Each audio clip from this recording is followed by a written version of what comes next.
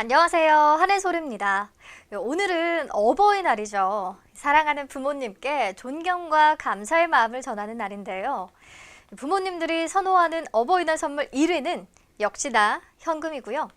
반대로 받기 싫은 선물은 책과 케이크, 꽃이라고 하거든요. 선물하실 분들은 참고하셔서 준비하시면 좋을 것 같고요.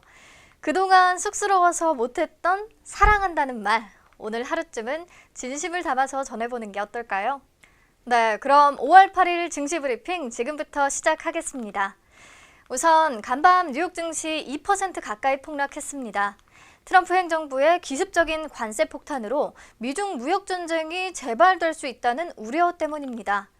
항공주 보잉과 화학주 듀폰이 각각 4% 떨어지며 다우존스 산업평균지수를 끌어내렸고요. 초대형 기술주 그룹인 마가도 모두 하락했습니다. 지난 주말 트럼프 대통령의 관세 폭탄 트윗으로 중국이 협상을 거부할 수 있다는 우려가 제기됐지만 중국이 류허 부총리가 포함된 협상단을 9일 미국에 보내기로 하면서 이 협상 중단이라는 최악의 상황은 피했다고 어제 말씀드렸었죠. 하지만 라이트하이저 미 무역대표부 대표의 발언이 전해지면서 다시금 불안을 키웠습니다. 오는 10일 0시부터 수천억 달러 규모의 중국산 상품에 대해 추가 관세를 부과할 것이다 라고 밝힌 건데요. 라이트하이저 대표까지 추가 관세에 대해 언급했다는 것은 트럼프 대통령의 트윗이 단순한 협상용 엄포가 아니라는 것을 의미하는 거죠. 게다가 라이트하이저 대표는 대중 강경파잖아요. 협상 타결이 쉽지 않겠다는 불안한 생각이 드는데 지금 중국 측도 굉장히 세게 나오고 있거든요. 중국 인민일보에 따르면 중국 측 협상단도 트럼프 행정부의 관세 협박에 양보할 뜻이 없다는 입장을 밝혔다고 합니다. 이에 월가에서는 무역전쟁 재발에 따른 주가 급락에 대한 경고가 쏟아지고 있는데 많은 전문가들이 실제로 대중 관세 인상 가능성을 매우 높게 보고 있는 상황이고요. 이렇게 되면 전 세계 경제 성장률이 둔화되는 것은 물론 중국의 GDP도 크게 줄어들 것이고 특히 중국 주식시장은 10% 이상 크게 폭락할 수도 있다는 전망이 나오고 있습니다.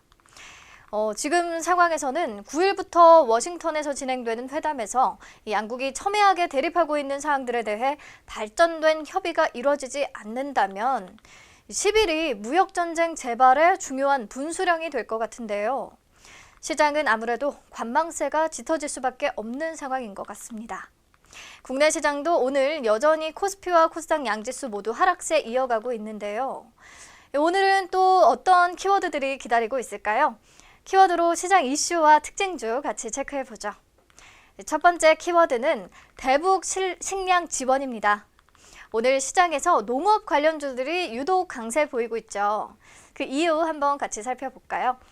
문재인 대통령과 트럼프 대통령이 어제 전화 통화를 했는데 그 주된 내용이 우선 최근 북한의 단거리 발사체에 대한 대응 방안도 있었지만 북한에 대한 식량 제공에 대해서도 의견을 공유했다고 합니다. 특히 트럼프 대통령은 한국이 인도적 차원에서 북한에 식량을 제공하는 것이 매우 시적절하며 긍정적인 조치가 될 것이라고 평가하고 이를 지지했다고 하거든요. 오늘 스티븐 비건 미 국무부 대북 특별 대표가 방한하거든요. 9일부터 이틀간 서울에서 한미 북핵 수석 대표 협의와 워킹그룹 회의가 예정돼 있는데 아마 대북 인도적 지원과 관련된 논의도 이뤄지지 않을까 예상이 되고요. 특히 그중에서도 식량 지원 부분에 대한 기대감이 좀 커지는 모습입니다. 이 같은 소식에 조비와 대유, 경농, 아시아종묘, 효성 OMB 등 농업 관련주들이 상승세를 기록하고 있습니다. 여기에 더해서요, 국제적십자사연맹이 북한의 식량 부족을 완화하고자 이 가뭄 피해가 극심한 지역에 물펌프를 긴급하게 지원하기로 했다는 소식도 전해졌거든요. 이에 뉴보텍이라는 종목이 강세를 보였는데 뉴보텍은 물산업 전문 기업으로 빗물 저장시설 레인스테이션을 개발하기도 했습니다. 네, 다음으로 두 번째 키워드는 탄소 나노 소재입니다. 탄소 나노 소재는 탄소가 육각형 모양으로 이루어져 있는 나노스케일의 전도성 소재로 그 종류는 탄소 나노 튜브와 꿈의 신 소재라 불리는 그래핀 등이 있는데요. 이 그래핀 얘기는 이전에 증시 브리핑에서 다룬 적 있으니 참고하시고요. 이 탄소 나노 소재는 휘어지는 배터리, 투명 디스플레이와 같은 스마트 기기의 차세대 전극 재료로 각광받고 있는데 그 활용도를 획기적으로 높일 수 있는 기술이 국내 연구진에 의해 개발됐다고 합니다. 기능화 및 용매의 분산 과정에서 탄소 나노 소재의 손상을 최소화하면서도 이 전도성을 유지할 수 있는 기술을 개발한 건데요. 흔히 탄소 나노 소재를 기능화하는 대표적인 방법은 질산이나 황산 같은 강산과 산화제를 첨가하는 것이었는데 이런 방식은 소재에 심한 손상을 주게 돼서 전도성이 낮아지고 많은 양의 강산을 사용하다 보니 폐수 처리와 같은 환경 문제가 발생하기도 했어요. 이러한 문제들이 탄소 나노 소재 실용화에 큰 걸림돌이 되었죠. 그런데 이런 부분들을 해결할 수 있는 방법을 국내 연구팀이 찾았다는 겁니다. 의외로 밀가루 반죽에서 그 해답을 찾았다고 하는데 빵이나 국수를 만들 때 밀가루에 물과 기타 첨가물을 섞어주고 반죽을 하면 숙성이 되는 방식을 모방해서요. 탄소 나노 소재 분말에 소량의 강산과 첨가제를 넣고 반죽을 해서 상온에 일정 시간 보관만 하면 기능화가 끝난다고 하네요. 기능화된 탄소 나노 소재는 물이나 알코올뿐만 아니라 다양한 용매의 분산이 용이해집니다. 이 기술을 통해 탄소 나노 소재를 용액 상태로 쉽게 만들고 전도성을 살리면서 원하는 형태로 만들 수 있게 된 거죠. 좀 익숙하지 않은 과학적 개념이라 어렵기는 한데요.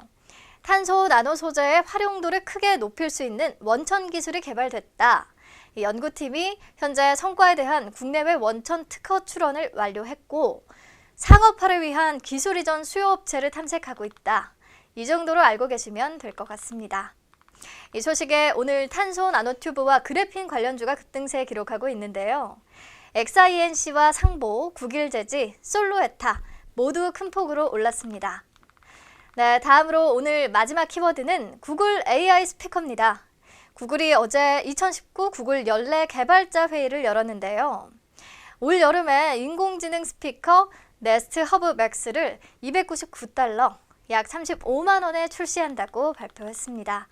그리고 네스트의 페이스 매칭 기능으로 사람의 얼굴 윤곽선을 구별하는 안면 인식 기능을 탑재했다고 밝혔는데요.